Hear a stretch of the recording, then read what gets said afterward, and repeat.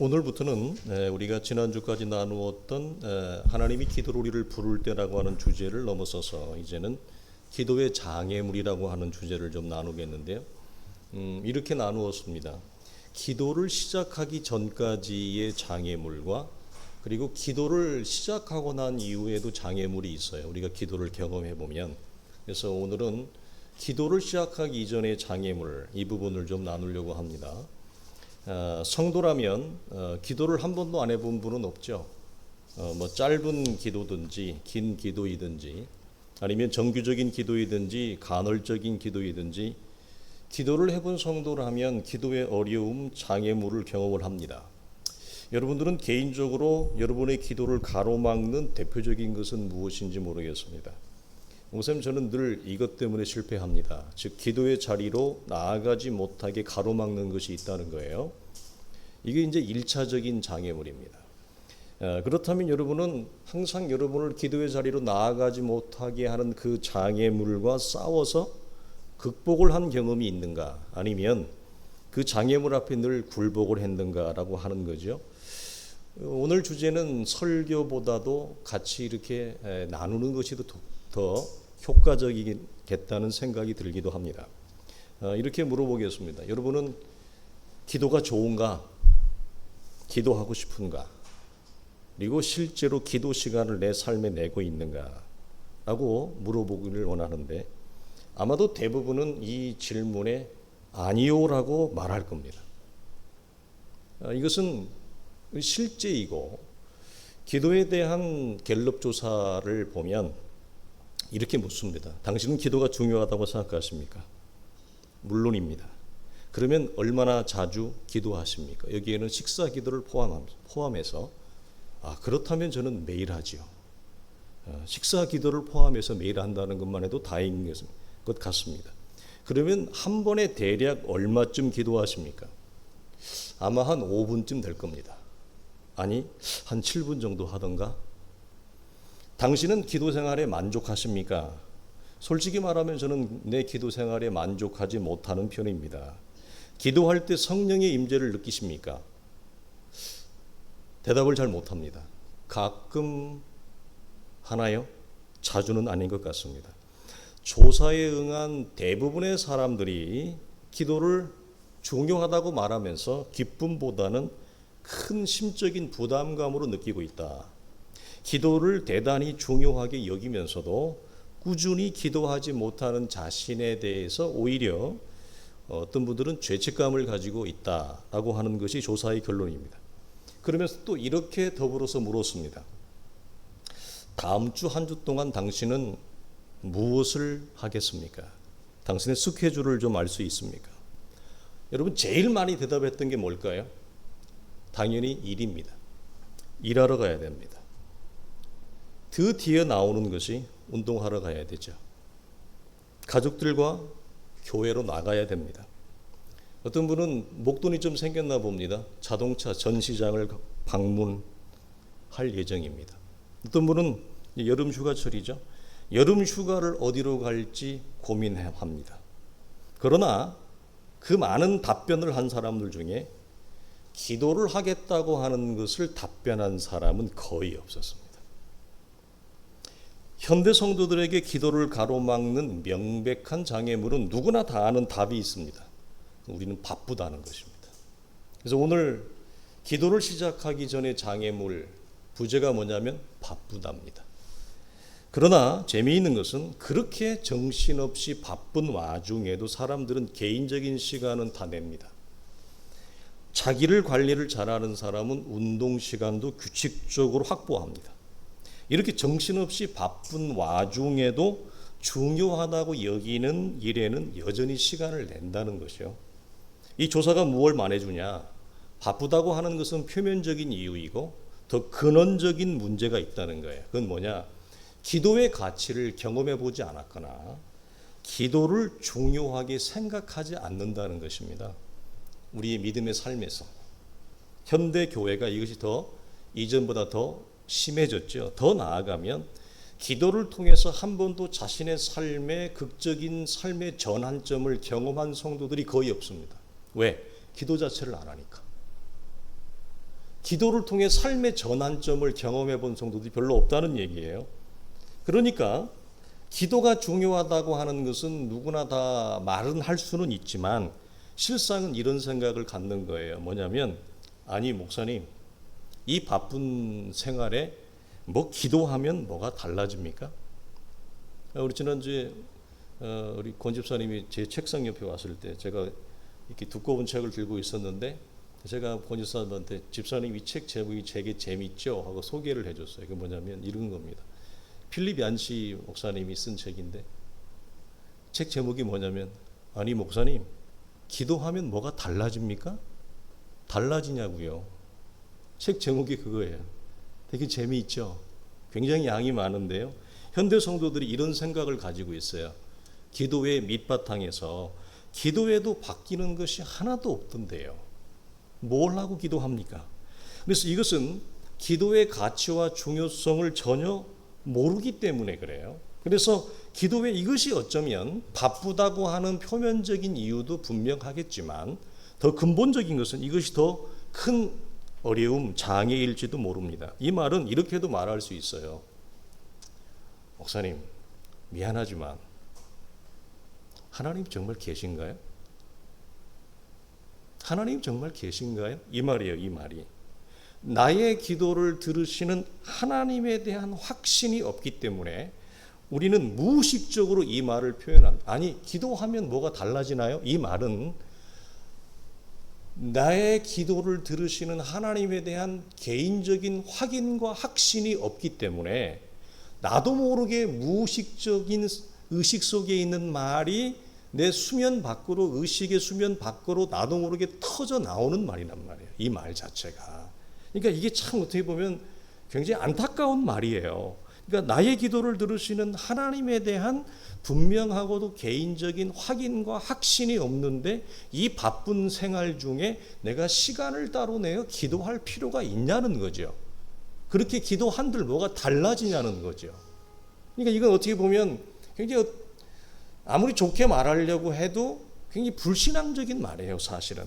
그러니까 오늘 이 히브리서 6장에 있는 11장 6절에 있는 말씀이 믿음에 대해서 말하면서 첫 번째 조건으로 제시하는 것이 뭐냐? 믿음으로 살아가는 자들에게는 하나님이 살아계신 것에 대한 분명한 확인이 있어야 된다. 그래서 뭐라고 얘기합니까? 하나님께 나아간 자는 반드시 그가 계신 것과 이 땅을 믿음으로 살아가는 자들에게 반드시 하나님이 상 주시는 이심을 믿어야 할지니라. 내 기도를 들으시는 하나님, 믿음의 대상이신 하나님에 대한 분명한 확인점. 디모데전서 1장에도 사도가 디모데에게 얘기했던 것, 내가 의탁한 것을 저가 내가 믿는 그날까지 이루실 줄을 나는 온전히 신뢰한다. 하나님에 대한 신뢰에 대한 확인과 확신이 먼저 전제되어야 되는 거죠. 우리가 잘 아는 야고보서 1장 이런 말이 있잖아요. 하나님께 구하라. 그리하면 주시리라. 그리고 오직 믿음으로 구하고 조금도 의심하지 말라. 의심하는 자는 마치 바람에 밀려 요동하는 물결 같으니 이런 사람은 무엇이든지 주께 얻기를 생각하지 말라. 그러니까 무엇을 다 전제하고 있냐면 우리의 기도를 들으시고 우리의 기도를 이루시는, 우리의 삶을 통해서 이루어 나가시는 하나님의 일하심에 대한 근본적인 확인과 신뢰가 없는데 어떻게 기도하겠냐는 거예요. 바쁜 내 생활이 가장 우선이고 중심이지. 자, 여기에는 더하여서 이런 또 어려움이 있습니다. 현대 사회와 현대 교회는 이건 우리가 뭐 너무나 다 아는 것이겠지만 이 또한 큰 장애물이다. 뭐냐면 과학기술의 발전과 그리고 이전보다 부모 세대보다 잘 살게 된 경제적 현실도 한 몫을 합니다. 하나님과 말하기보다는 스마트폰을 켜놓고 유튜브나 인스타그램이나 트위터에 참여하느라 기도할 시간은 점점 우리 속에 줄어들어가고 있습니다. 예전의 어머니들은 아프면 기도부터 했습니다. 우리의 어머니들은 아프면 기도부터 했습니다. 약을 나중에 먹이더라도. 그러나 요즘 현대 어머니들은 기도는 아예 삭제됐습니다. 해열제부터 잤습니다. 이걸 우리가 잘못됐다고 말할 수 있는 사람은 한 사람도 없습니다. 우리는 응급실부터 달려갑니다. 가난한 나라의 성도일수록 기도에 능력이 있는지 없는지 의심하니라고 시간을 낭비하지 않습니다. 무엇 하느냐? 기도부터 합니다. 그러나 경제적으로 부유한 나라의 성도들은 자신의 재력과 사회적 인맥을 동원하여 현실 문제를 해결하려고 하지 기도부터 하지는 않는다는 얘기입니다. 여러분은 잘 아실 때 여러분의 어머니가 여러분의 이마에 손을 얹고 여러분의 영혼과 육체의 치유를 위해서 기도를 경험한 분이 있다면 여러분은 큰 축복을 받은 겁니다. 그 자녀가 커서 애를 낳으면 똑같이 합니다. 한 번도 아버지 어머니의 따뜻한 기도를 받고 자라지 않은 아이들은 커서 자기가 부모가 되어도 기도할 줄을 모릅니다. 해열제부터 찾죠. 도움이 필요한 사람부터 전화를 걸죠. 힘 있는 사람부터 찾게 돼 있습니다. 하나님을 구하지 않는다는 얘기입니다. 이것이 우리가 쉽게 간과할 수 있는 거지만 과학기술의 발전과 우리의 부모 세대보다 잘 살게 된 경제적인 경제력 또한 우리의 기도의 자리를 빼앗아 간다. 대형 창고마트가 생겼잖아요. 이제는 여러분은 가면 어느 정도 그 음식을 준비하는지 모르겠습니다. 한 달을 먹고도 남을 만한 음식을 냉장고에 쟁여둔 성도가 일용할 양식을 위하여 간절히 기도할 수 있을까요? 냉장고를 열면 먹을 게 많습니다. 요즘 웬만한 집들은 좀 사는 집들은 집에 냉장고 한 대가 아니죠. 2대, 3대 있는 집도 많습니다. 냉장고 2대, 3대에 먹을 게 잔뜩 쟁여 있습니다. 근데 오늘 주님이 말씀하신 아주 소박한 기도, 일용할 양식을 위하여 기도하라. 그 기도가 할 수 있을까요? 만약 할 수 있다면 참 복된 정도죠. 냉장고에 한 달 이상 먹을 것이 잔뜩 있는데도 하나님 앞에 식탁에 앉아서 일용할 양식을 기도할 수 있다. 얼마나 복된 성도입니까? 여러분, 은행 통장에서 어렵지 않게 10억까지를 인출할 수 있는 사람이 일용할 양식을 위해서 간절히 기도할 수 있을까요? 있다면 정말 복된 성도죠. 아름다운 성도죠. 정말 훌륭한 믿음이라고 볼 수 있습니다. 그러나 우리 현실은 그렇지 않습니다. 우리의 경제적인 넉넉함이 축복임에도 불구하고 우리의 기도의 자리를 야금야금 좀먹는다는 거죠. 현대 성도들은 하나님을 의지하지 않아도 될 만한 우리 주변에 너무나 많은 것들이 잘 갖추어져 있는 시대를 삽니다. 축복이잖아요. 그럼에도 불구하고 이 축복된 것이 도리어 우리의 기도를 앗아간다면 이것은 여러분 괴로운 일이고 안타까운 일입니다. 과학기술과 사회적 인프라를 동원하는 것이 더 신속하고 빨라요. 무엇보다 기도하는 것보다. 그러니 기도하기는 힘들고 기도는 해봤습니다만 기도는 노동이거든요. 특별히 응답에 이르는 기도는 굉장한 노동입니다. 주님이 피가 땀이 되듯이 했다고 하는데 저 또한 응답을 받기 위해서 기도하는 중에 온몸이 다 땀으로 젖어서 기도한 적이 한두 번이 아닙니다. 왜냐하면 몸부림을 치거든요. 기도하면서. 뭐 이렇게 편하게 낭만적으로 기도하는 게 아닙니다. 몸부림을 칩니다. 그래서 기도를 몇 시간 하고 나면 온전히 그냥 속옷까지 싹 젖을 때가 한두 번이 아닙니다. 왜? 그만큼 절실하고 절박하거든요. 여러분 기도는 노동이에요. 그러니까 그렇게 힘든 기도를 해봤자 즉각적인 반응도 응답도 없는 경우가 대부분인데 무엇하려고 기도하냐는 거죠. 사회적 인프라를 동원하지. 그래서 이런 생각을 갖죠. 기도한들 뭐가 달라지겠습니까? 시간 낭비일 뿐이죠. 우리 성도들은 어떤가요? 여기까지가 기도를 시작하기 전에 우리를 가로막는 표면적인 장애물입니다. 그러나 이런 환경적인 장애물은 우리의 영혼이 마치 집이 없는 존재처럼 사방팔방을 헤매고 다니게 합니다. 여러분 기도하지 않는 성도의 영혼은 집을 잃어버린 성도와 같습니다. 예수를 믿는 것은 분명하지만 기도를 통해서 하나님의 집에 가서 정규적으로 하나님의 품 안에 거하는 그 상태를 우리가 경험하고 그 안에 있지 아니하면 자기 집에 있지만 집을 벗어나서 헤매고 다니는 그런 집 나간 청소년과 같아요. 그래서 예수를 믿지만 늘 오르락 내리락이 좌로나 우로나 치우침이 심한 것이고 우리 지난주에 나누었던 무력함과 예수를 믿지만 영적인 외로움과 고독함 채워지지 않는 쓸쓸함을 늘 가지고 삽니다. 그건 교회 안에 있다고 해서 그것이 해결되는 것이 아닙니다. 공동체 안에 제도권 안에 있다고 해서 해결되는 것이 아니라 내 영혼이 아버지의 집, 내 집은 만민이 기도하는 집이라 아버지의 집에 들어가서 아버지와 함께 만날 때 우리가 공동체 안에 있지만 해결되지 않는 내 안에 있는 많은 영적인 그런 허탈감과 구멍들이 채워지는 것을 경험하거든요. 그러니까 이런 환경적인 장애물에서 우리가 자칫 잘못하면 무력감을 느끼고 외롭고 고독함을 느끼고 자기의 무기력함을 느낌에도 불구하고 자칫 잘못하면 어떻게 되느냐? 그럼에도 불구하고 기도하지 않고 환경적인 영향의 관성의 법칙을 따라서 질질질 끌려갈 수도 있습니다. 근데 현실은 어느 쪽이 더 많을까요? 후자가 많습니다. 힘들어요. 괴로워요. 답답해요. 외로워요. 고독해요. 무기력해요. 삶의 감동과 재미가 없어요. 예수를 안 믿는 게 아니에요. 믿어요. 교회를 안 나오는 게 아니에요. 교회를 나와요. 그럼에도 내 안에 이 해결되지 않는 소용돌이가 굉장히 많다고요. 그러면 그게 무슨 사인이라고 그래서 하나님이 우리 집에 와서 나랑 만나자. 얘야 이제 집 밖에 그만 돌아다니고 집 안으로 들어온나? 우리 같이 만나서 밥 먹자, 얘기하자. 우리 얘기해보자 이거예요. 하나님이 기도로 부르는 사인이거든요. 그때 알겠습니다 하고 돌아오면 너무 축복되지만 사람은 그렇게 단순하지 않습니다. 굉장히 복잡하거든요. 그럼에도 불구하고 환경적인 영향에 질질 끌려다니면서 무력함의 동굴, 외로움의 동굴 속에 갇혀서 헤매고 있는 어둠 속을 빠져나오지 못하고 있는 영혼들도 많습니다. 그래서 자기가 왜 영혼으로 이렇게 예수를 믿는데 힘이 없는지도 몰라요. 이유를 몰라요. 아니 주일을 빼먹는 것도 아닌데 말씀을 안 듣는 것도 아닌데 내가 왜 이렇게 영적으로 무기력하고 무력하고 외롭고 영적인 질식 상태에 있는지 그 이유조차 자기도 몰라요. 당연하죠.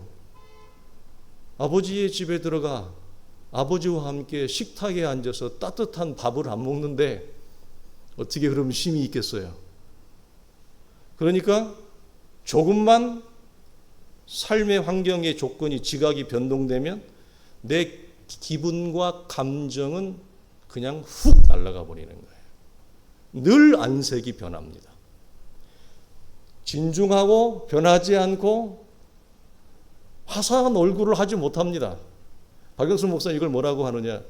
눈이 깊어지지 못한다는 말을 하거든요. 실제로 하나님을 자주 만나면 눈이 깊어집니다. 무슨 말이냐? 싸나운 그 눈빛이 사라져요, 사람이. 왜? 집 밖에 나가니까 외롭잖아. 살기 힘들잖아. 거칠잖아. 황량하잖아. 그러니까 사람이 눈이 싸라워지는 거예요. 그러나 아버지의 집에서 아버지 식탁 따뜻한 음식과 아버지의 사랑을 받는 자녀는 눈빛이 그런 차가운 냉랭한 눈빛이 될 수가 없죠. 왜? 사랑을 받는데, 사랑받는 자녀인 것을 확인을 하는데 영혼과 우리의 심령의 내면의 만족함과 충만함이 있는데 싸나울 이유가 하나도 없죠. 싸나울 이유가 하나도 없는 거예요. 여기서 우리는 이것을 다시 한번 봅니다. 그러니까 여기서 기도를 잃어버린 성도의 경우에는 물론 우리가 나누었듯이 그 안에 성령께서 우리를 위해서 뭐 하세요? 계속해서 노크를 하세요. 기도하라고 말할 수 없는 탄식으로 간구를 하죠. 그러나 이 말은 우리가 예측할 수 없는 어떤 일을 하나님이 나라고 하는 인생과 존재에서 버리신다는 얘기예요. 어떤 일을 하나님이 일으킨다는 무슨 말이냐? 우리가 아무리 내가 하나님이 알아들을 수 있는 환경과 조건과 채널로 하나님이 나를 감동하고 감화하고 부르고 초청하고 그럼에도 불구하고 기도의 자리로 나오지 않는 거예요. 그럼 하나님이 어떻게 해요? 기도하지 않으면 안 되는 상황을 하나님이 일으킬 수밖에 없는 거예요. 기도하지 않으면 안 되는 상황을. 그래서 전혀 생각하지 못했던 인생이 펼쳐지는 것입니다. 자, 여러분 여기까지 가기 전까지 하나님의 성령의 감화와 감동에 우리가 화답하는 것은 축복인 겁니다. 그러나 또 이런 경우도 있습니다. 우리가 공동체가 해야 될 역할인데 뭐냐면 이렇게 기도를 잃어버리는 경우의 성도에게 여러분 큰 힘이 되는 게 있어요. 그게 뭐냐면 옆에 있는 믿음의 지체가 이때 굉장한 한몫을 합니다. 진짜로. 기도를 잃어버린 이 성도에게는 아무리 성령께서 감동하고 사인을 주어도 이 사람이 지금 거의 대부분 현실은 반응하지 못해요. 감각하지 못한다고요. 그럼 이때 어떤 역할을 해야 되냐? 이걸 볼 수 있는 시선을 가지고 있는 믿음의 지체, 친구, 동무가 옆에 있거나 그걸 바라볼 수 있는 영적인 지도자가 있으면 그 사람을 기도의 자리로 끌어당기는 겁니다. 무슨 말이냐면 동굴에서 그 사람이 혼자 못 나오니까 동굴 밖으로 그 사람의 영혼을 끌어당겨야 됩니다. 이렇게. 이게 믿음의 간구입니다. 이게 그 사람의 영혼을 사랑과 선행으로 격려하여 권하여 하나님의 보좌 앞에 세우게 하는 겁니다. 이것이 갈라디아서나 고린도 교회서나 히브리서를 보게 되어지면 로마서 14장을 보게 되어지면 그리스도 예수 안에서 먼저 예수를 믿는 믿음의 선배들이 해야 될 역할이라고 얘기하고 있어요. 그러니까 내가 예수 잘 믿는 걸 무엇으로 확인하느냐? 기도를 잃어버린 성도들에게 다시 기도를 회복하게 하는 거예요. 근데 혼자 동굴에서 안 나오니까 그들을 끄집어 당기라는 거예요. 믿음으로 격려하라는 거예요. 그래서 이때는 옆에 어떤 믿음의 지체가 있냐, 굉장히 큰 역할을 한다라고 하는 거예요.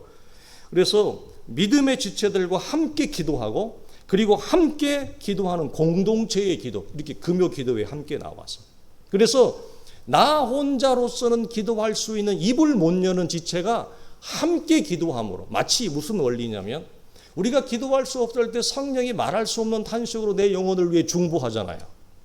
그리스도가 아버지의 보좌 앞에서 내 영혼을 주님이 중간에 뭐 하세요? 내 영혼을 하나님께 이어지고 연결해주는 그 중보의 다리 역할을 하듯이 기도를 잃어버린 성도 옆에 다시금 기도를 회복하고 입을 열어 하나님을 찾을 수 있도록 그 중보의 역할을 하는 게 누구냐? 믿음의 지체예요.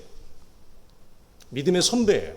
그리고 혼자서는 기도할 수 없는 자에게 공동체를 통해서 기도하는 자리로 그를 초청하고 이끌어내므로 그 믿음의 지체를 기도를 내가 받잖아요.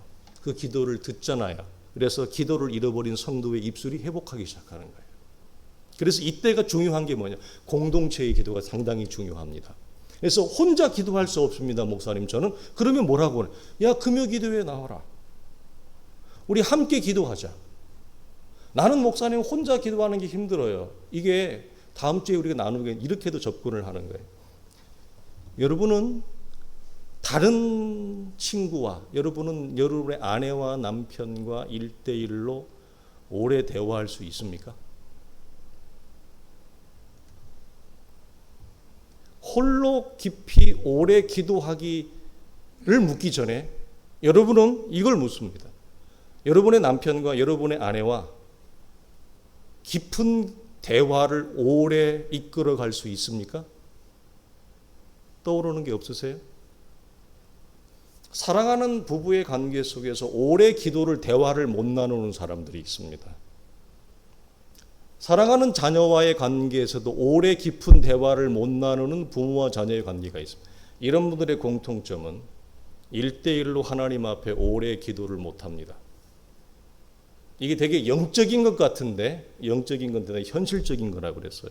같이 연결되어져 있습니다. 지금 무슨 말입니까? 혼자 기도를 오래 못하는 사람들에게 제일 좋은 영적인 역할이 뭐냐? 공동체에 함께 기도하는 곳에 초청하는 거고요. 그리고 나 혼자 기도를 오래 못하겠는데 다행히 사랑하는 우리의 아내가, 사랑하는 우리의 남편이 홀로 오래 기도를 할 수 있는 분이라면 그와 함께 하십시오. 그와 함께 기도하십시오. 우리의 기도를 회복시킵니다.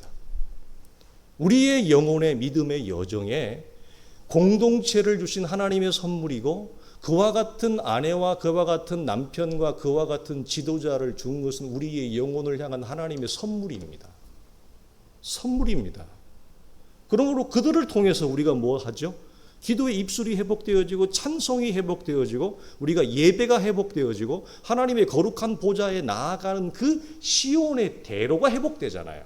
얼마나 큰 축복입니까? 아름다운 축복이죠. 그런 은혜를 우리가 누릴 수 있기를 주님의 이름으로 축원합니다.